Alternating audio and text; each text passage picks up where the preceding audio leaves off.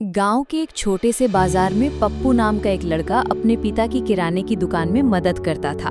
पप्पू की उम्र सिर्फ 12 साल थी, लेकिन दिमाग से वो बड़ा तेज था।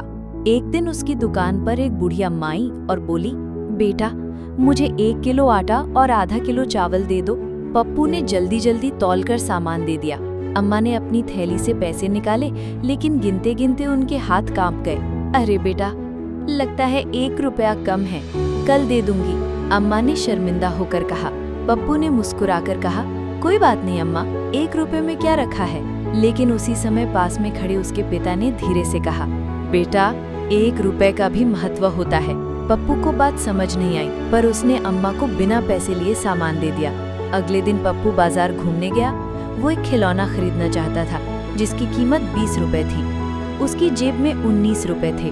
दुकानदार ने पैसे गिनकर कहा, 1 रुपये कम है, नहीं दे सकता। पप्पू उदास हो गया और सोचने लगा, सिर्फ 1 रुपया कम होने से मुझे मेरा खिलौना नहीं मिला।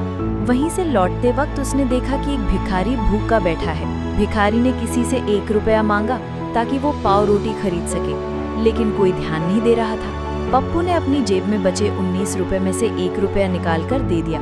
भिखारी की आंखों में खुशी के आंसू आ गए।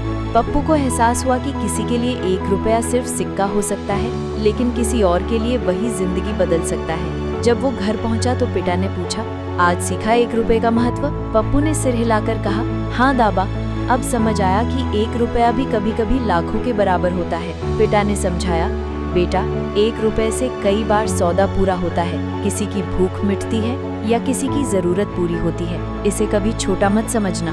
उस दिन से पप्पू ने तय कर लिया कि वो कभी भी किसी की छोटी सी जरूरत को नजरअंदाज नहीं करेगा। चाहे वो 1 रुपये का सिक्का हो या एक छोटा सा मदद का हाथ, वो हमेशा आगे बढ़कर देगा।